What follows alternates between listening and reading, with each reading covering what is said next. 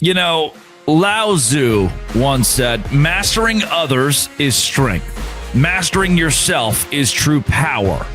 Rankings. This is Locked On Big 12.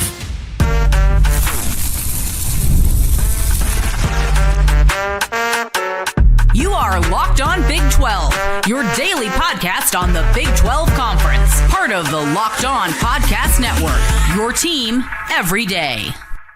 Happy Monday, everybody. Welcome into Locked On Big 12. I'm Drake Toll from America's #1 Big 12 podcast, Locked On Big 12. Thank you for making this show your first listen every single day. Cameron Stewart helps us break down the power rankings every single week through the lens of a Big 12 fan. I've never met someone who graduated from Baylor who is more apoplectic about the Fighting Bears. If you hit subscribe, we get to keep our jobs. We will start with those power rankings and show you where I have each team in the Big 12. Then AP poll voters should be fired into the sun. They will certainly disintegrate. Their families would not like that very much. Yeah. But I've exhausted all of my options. And then finally, someone called Bachmeier, the BYU quarterback. I don't know if you knew that's BYU's quarterback. That's what they're naming him now. Bachmeier, they called him Tim Tebow, the best freshman quarterback in the country, and one of the best freshmen, if not the best freshman in the country. Anytime someone calls one of your players Tim Tebow, you should probably reference it and at least analyze. If you, again, hit the subscribe thing, we win. Power rankings, #1. Shocking, I know. It's Texas Tech. Okay.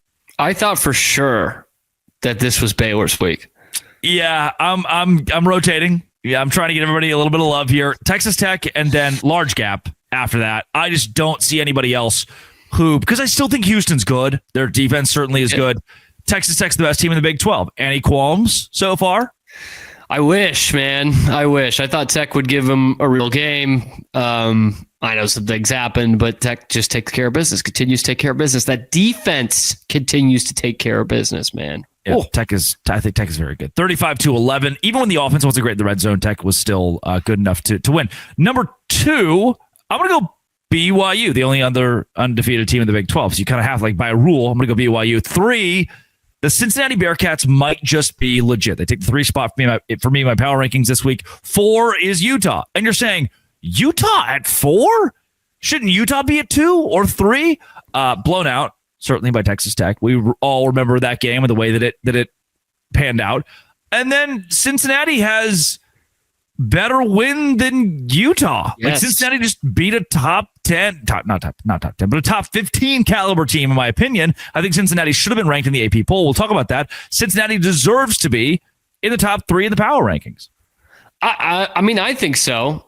I would kind of, based off that reasoning, put Utah down a little bit lower. Like, if we're looking at who they played, like, Iowa State has 1, if not 2 wins that are better than Utah's best. Sure. Yeah, which and at some point you'll be BYU like, BYU might have a better win. We'll be like, well, does BYU have a better win? Does BYU and they do? Colorado would certainly be on the board there. But then you'd say, okay, well, BYU has 1 better win than Utah. Do they need to be above them by a couple of spots? You're also getting bonus points for being a 10-win team last year. Like, you get to start the year at the top of the power rankings and stay where you are when you were good last season. Utah was not. So I'm going to go Utah at 4, Arizona State 5, Iowa State 6. Should we be upset? Should I flip those 2? Well, based off what you just said, they maybe both need to be ahead of Utah. You know, if we're going off last year's momentum and expectations, right? Iowa State made the conference championship last year, and again, like, hold on. Who has Utah beat? That's the thing, man. Who have they beaten? I haven't really thought about that at length yet. It's because, I mean, we're in the thought process of, like, Utah does look good. Like, their talent looks good. I don't know if it's Big 12 championship good, but they do look good. But they have not beaten. Well, they have beaten a team that has a top 10 victory this year. Okay, they did beat UCLA. Yes, yes, but Penn State couldn't. It's not necessarily even their fault yet, but they have not beaten anybody.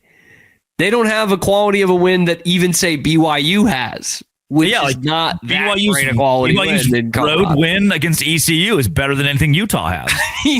They haven't done anything. I hadn't had this thought because I have been trying to really like Utah. I'm trying to ignore the fans and like Utah. I haven't thought about this, but they haven't beaten anyone. What are we talking about here? Why are they so high on my power ranking? It beats the heck out of me, man. Arizona State, your defending champs, has beaten Baylor and TCU in back-to-back weeks. Like, Houston made Colorado look like a peewee team. They're at 7, Yep. and like TCU Iowa State's win over Iowa is better than any of Utah's wins. How many Super Bowl champion head coaches has Utah beaten? I don't know. TCU has That's a good point. by transitive or whatever it is property. TCU has 7 Super Bowl rings after beating Belichick. Yeah. So does Scott Frost, by the way, which I think just says how truly bad the head coach Bill Belichick is in college football. So 1 through 8, 1 Texas Tech, 2 BYU, 3 Cincinnati, 4 Utah, 5 Arizona State, 6 Iowa State, 7 Houston, 8 TCU. Here's where we get into this is, to me, TCU, Arizona, Baylor, and you could even maybe argue Kansas, because now that we know Cincinnati's good, I think those teams should be grouped together as the bowl teams of the Big. There are 11 bowl teams in the Big 12.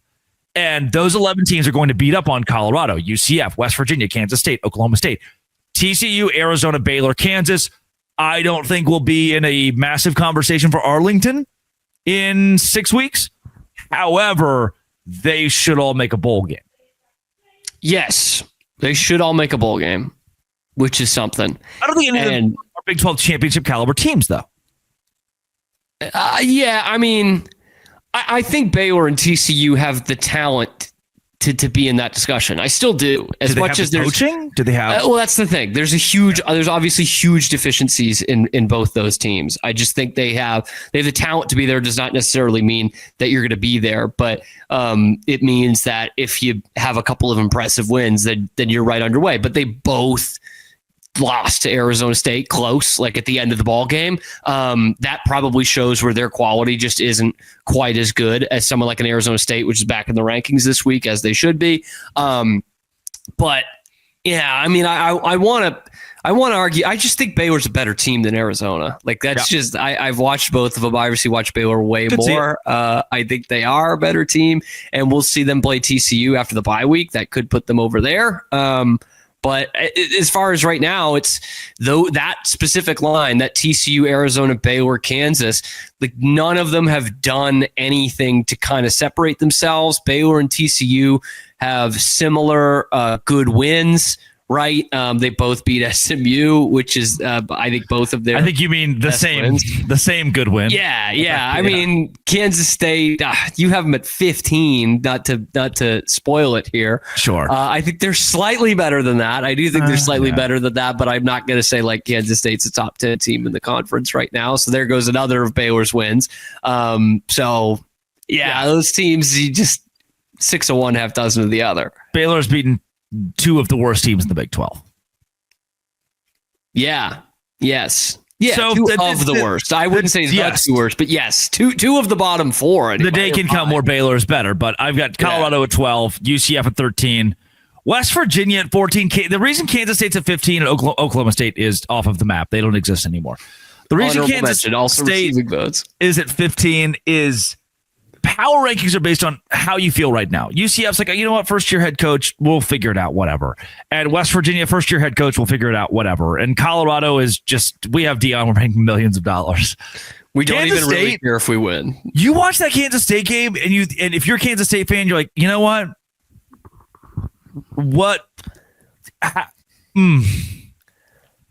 There, you question your life. You question a lot about you're like, how do I operate as a human being? How moving forward do I operate as a human being?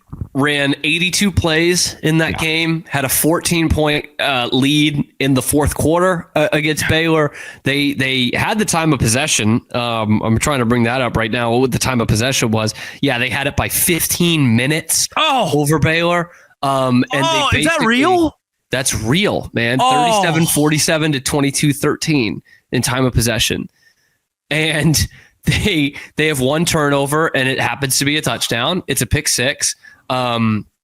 You would have thought that the guy who got the pick six was a Make-A-Wish kid. The broadcast is like, wow. What a story, man. Walk on. Jacob Redding. Yeah. Oh, my God. But they're like, and you look at that and you watch the game. They had 60 more yards of offense than Baylor did. They had 500 total yards. Like, they had 4 less penalties than Baylor did. Like, they should win that game. They should win that game. Baylor, again, Dave Aranda loves not being fired. He's so good. They'd be like, you want to fire me? Just kidding. You can't. You can't, because they're going to be 8-4. Yep. Somehow. Texas Tech at 1, BYU at 2, Cincinnati at 3, Utah at 4, Arizona State 5, 6 Iowa State, 7 Houston, 8 TCU, 9 Arizona, 10 Baylor, 11 Kansas, 12 Colorado, 13 UCF, 14 West Virginia, 15 Kansas State, and 16 Oklahoma State. Coming up, AP poll sucks. Hey, today's show brought to you by Prize Picks. Prize Picks is where I go to win actual, like, cold, hard money cash. I enjoy, believe it or not, money. And at Prize Picks, I can go, like, pick more or less on a player projection. Josh Allen, passing yards. Saquon Barkley, rushing touchdown. You're in the game. I'm right there. I help add new excitement to my football experience in the NFL. I love how quick it is. Make your lineup in under a minute. New injury reboot feature. If your player leaves early and doesn't return, won't count against you.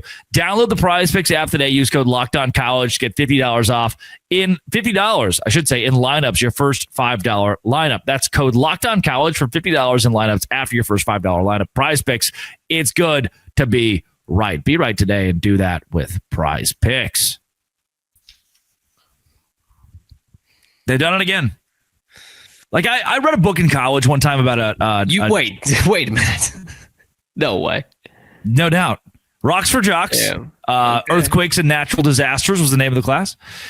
We read a book about natural terrorism where a man was going around and using TNT to blow up different dams across the West out in the desert.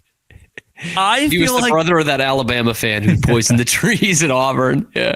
Yes, and then called the radio station. Harvey Updike, yeah. I feel as though AP poll voters could be put in the category of, like, natural disaster terrorists, like those who they are terrorists of nature in college football. Look, they've done nothing to prove that they shouldn't be in that. Correct. And somebody tweeted out, they're like, hey, let's be very clear here. Any AP poll voter that adds Texas or Penn State into their rankings, who combined their best win is like Sam Houston State, anyone who has them in the rankings should immediately have their vote revoked, which Texas finishes at 27, Penn State 28. So they were sitting right there. Almost really wanted to do it. They really wanted to do it. Many people voted for both of those teams to be in the top 25.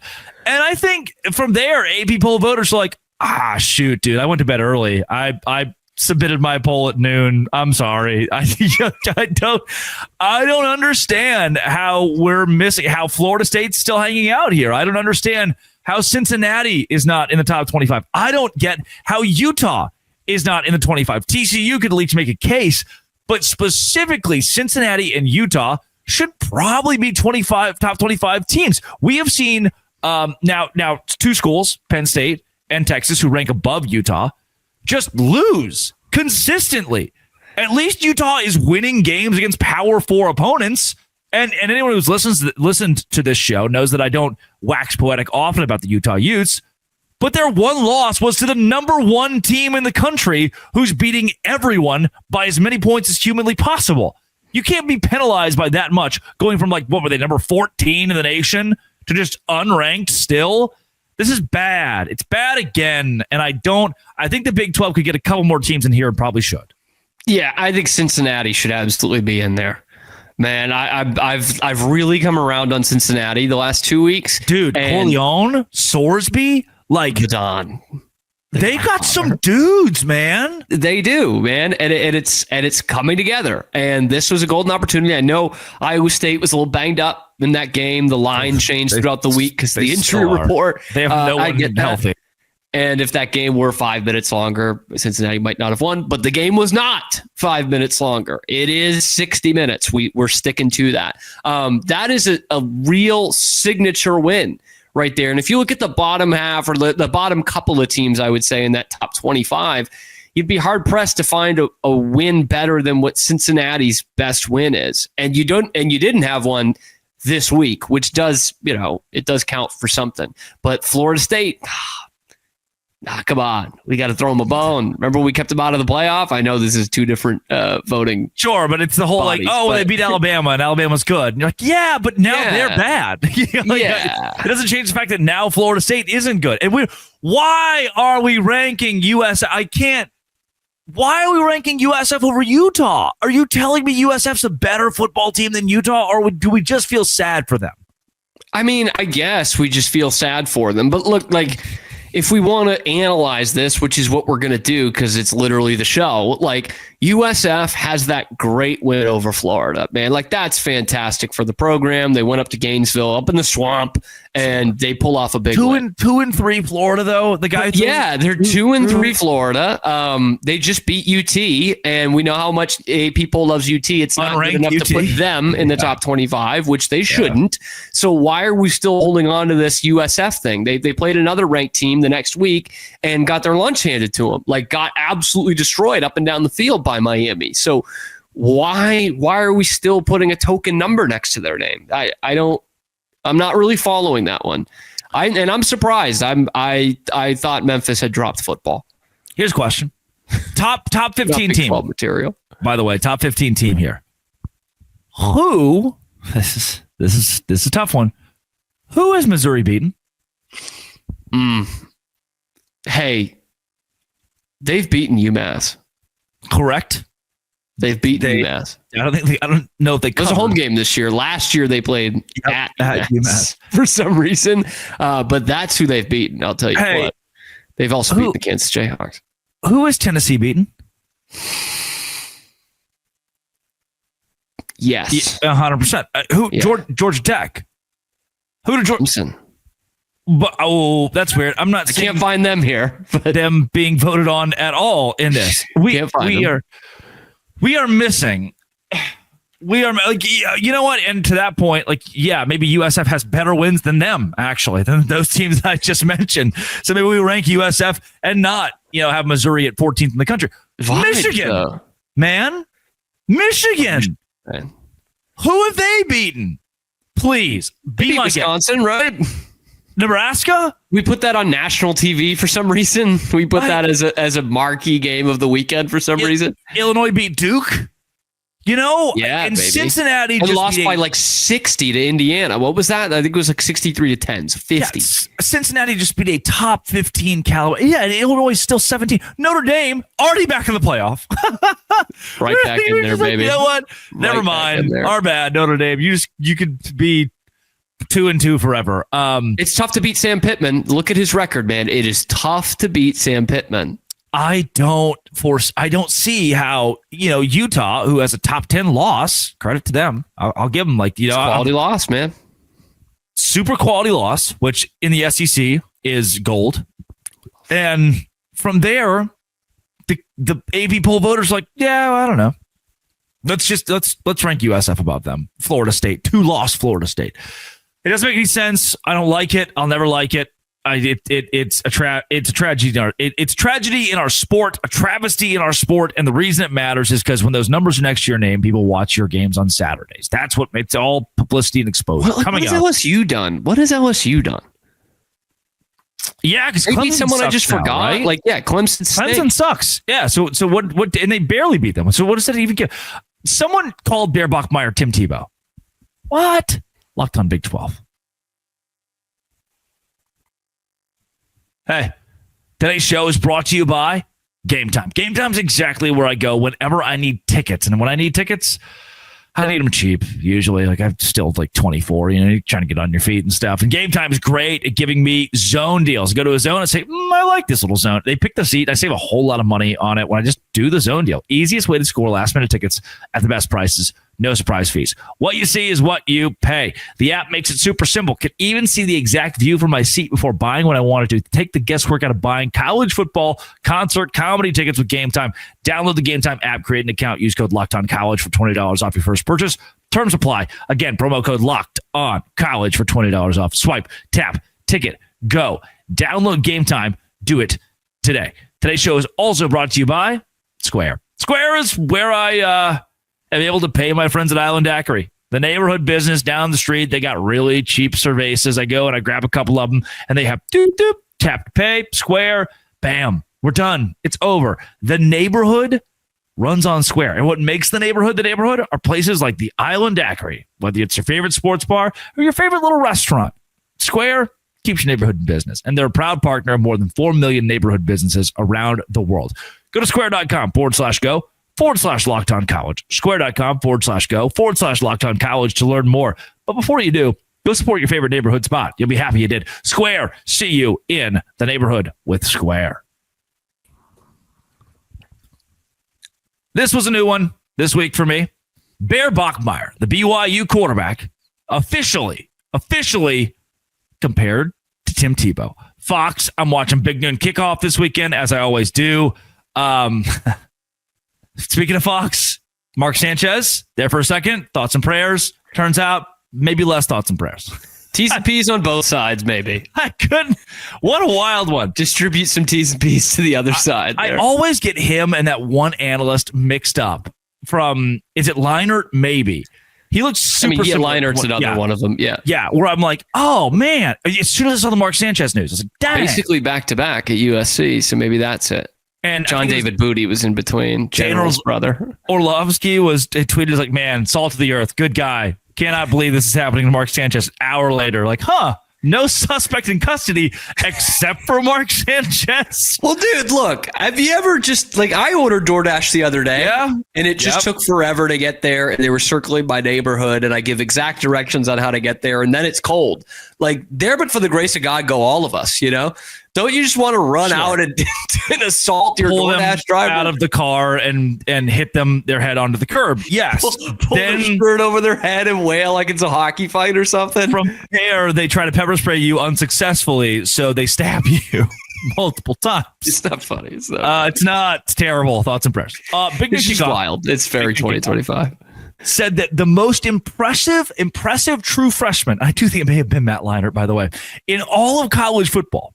Impressive true freshman in all of college football, Bear Bachmeier, even comparing him to the one Tim Tebow. One-time Heisman Trophy winner, two-time national champion?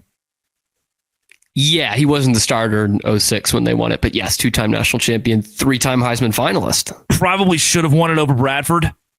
And Colt probably should have won it over Bradford. And then Tebow ends up, I believe, winning the national championship over Bradford. Correct. Bear Bachmeier is compared to Tim Tebow. Also, friend of the program, Tim Tebow. I don't know him. He doesn't know me, but I assume him and I would be friends. The program is friendly with him for sure. Bachmeier, 1,000 yards, 7 touchdowns, 1 interception, 73.1, 34th best QBR in the country. There are a lot of older quarterbacks in the nation. Tim Tebow's tough. Yeah, it's flattering. I will say that. I like BYU as much as the next guy. I think they're good people over there. Tim Tebow's tough. 49 carries, 206 yards, 5 touchdowns on the ground to 7 touchdowns through the air. That's pretty good. That's where this conversation starts to open up and saying, okay, he's not a Heisman Trophy winner this year, obviously. I don't, and you mentioned Tebow was a backup at one point in time. But we're seeing Bachmeier very fresh, very new, still undefeated, leading his team. He is 6'7", 270 pounds. Every time they show him on camera, he's with his offensive lineman, and you're like, that's a big dude. That's a large human being. Runs the ball effectively, steamboat as a quarterback. But where I try to balance it out a little bit, I don't want to get too high and heavy on Bear Bachmeier. Haven't seen him go just. I haven't seen him go Heisman mode. Is that what I'm trying to say here? I have. Yeah, so you're holding it against him that he hasn't been Heisman caliber yet. That's I guess, right? What a compliment. But you are comparing him to one of the great college football players of all time. Right. I guess what a compliment. Maybe that's fair. For the true freshman, Bear Bachmeier. Doesn't turn the ball over. Incredible runner. I saw him against West Virginia make some insane throws, and I don't think his offensive coordinator puts him in very good spots most of the time. Aaron Roderick is, I'm just not a huge fan. Loves the speed option.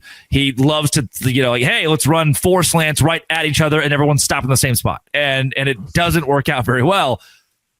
That said, we are looking at maybe the best freshman quarterback in all of college football. And he plays in the Big 12. His team's undefeated. And while he hasn't had some Herculean effort to lead his team on a last-second drive and make the play on 4th and 12, he did come back against Colorado. He did help, ultimately hold on to the ball against West Virginia. He did go on the road against ECU in a game that I think is one of the tougher non-conference road games the Big 12 played, which there aren't. That list is small, no doubt. But ECU is still pretty good and grades well analytically. What if Bear Bachmeier, because the Fox analysts probably know more than we do, might be a future Tim Tebow? Can I give you both sides of this? If I may? Have I even given you a side yet? I don't know if I have. I'll give you both, just because. Thank you. So I watched Tim Tebow play actually a lot in college. This might be a little before your time. I think your people were so locked in. We should clarify. Yeah, you weren't in college when you watched him play. You watched him play while I had already graduated college. Yeah.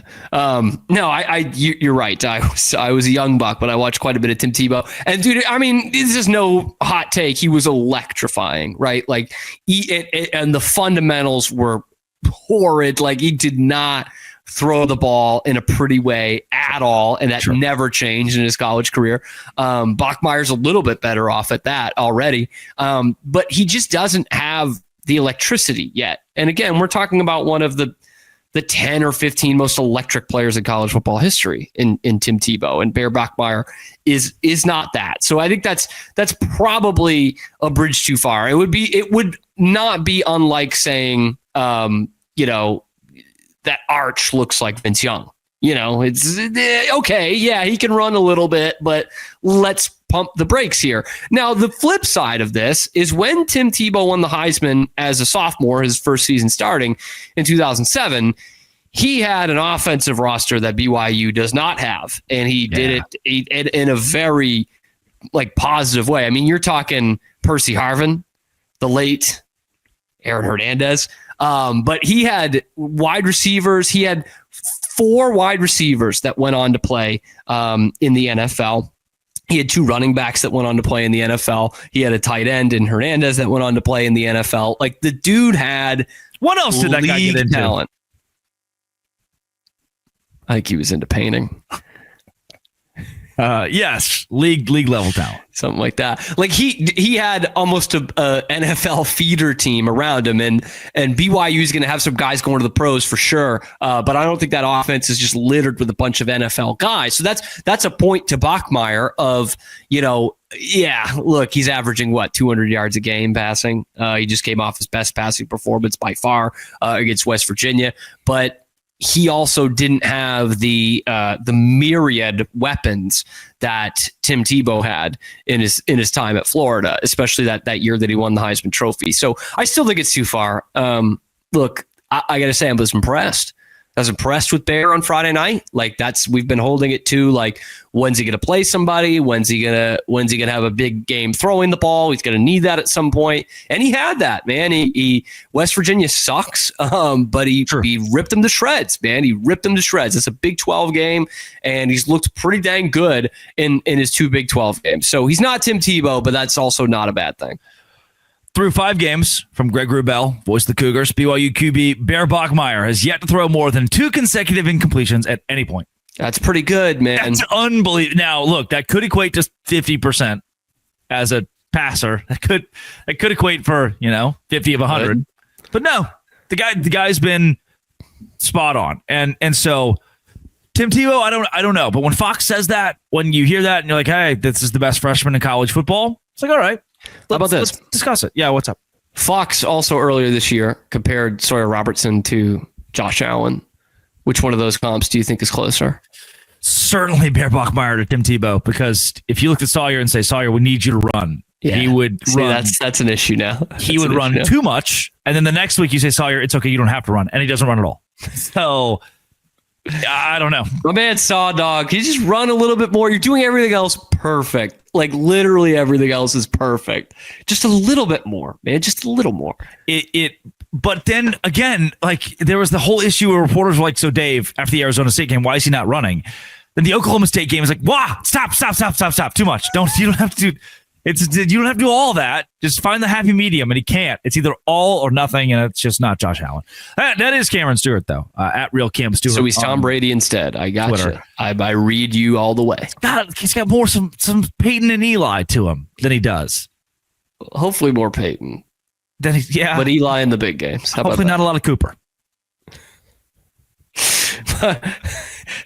By the way, my fiance absolutely dumped on Cooper Manning the other day. It came completely out of nowhere. She was like, did we see the one that was like the loser who wasn't successful? And I was like, wow. All right. Again. The guy who had like a life-threatening illness in college that kept him out. Yeah, that's the one when you're like, why is that stupid kid bald? Like, leukemia. You know, it's like, that's like maybe we don't say those things until we know the context. I'm like, look, he's got a beautiful family, man. You know, gosh, successful, but a son who's not very good at football, maybe. Yeah, well, this has been It Always Will Be Locked. He and I will have that in common. Thanks for making it your first listen every single day. I have less interceptions than him. Locked on Baylor and Dose Grande.